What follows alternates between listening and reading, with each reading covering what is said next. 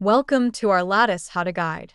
In this demonstration video, we will walk you through the steps to apply an FGA control at a row level during the creation of a structured, foundational data product.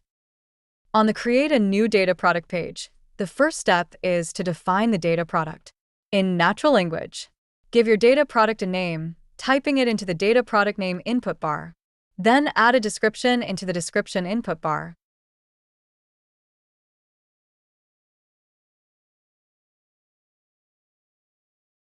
Then the final step in defining your data product is to add a query to create your data product using your data source. Just to highlight the tip under this input bar, be specific about your data sources and requirements. Mention specific database names, table types, or data categories to help Copilot find the right data sources for your product. If you are unsure about any of these details, you can also explore the available data on this page.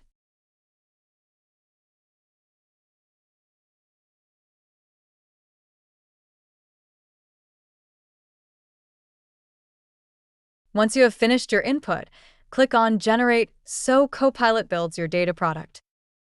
The next step in building your data product is reviewing the structure of the data product generated by Copilot. If you are happy with the structure, click on Accept Copilot Recommendations button. Now you'll note you are at Step 5. Step 3 and 4 are for manual selections. You might decide at this point to select to preview and load your data to review it. Another thing worth noting at this point is Step 5 is informational. It is used to highlight the features of your data product. In this step, you define the access to your data product. So, click onto the FGA, then scroll down to your data product and select the user who will be given access in the user access area. Then move across to the value-based filtering and select the rule to be applied at the row level. The rule is applied, and you can once again preview the data to make sure the rule has been applied.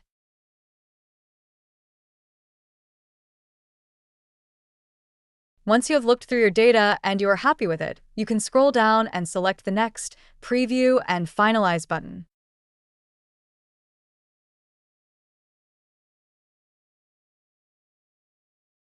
Once your data loads, on this final step, Step 6, you can change the name if you wish, change or add to the description, add tags, add owners. All things to finalize the structure of your data product. At this final stage, you can either abandon or accept to create your data product. If you are happy to accept, scroll to the bottom of the page and click on the Create button, and your data product will be published to the pin board, the data marketplace, where you can explore, use, and share your data products.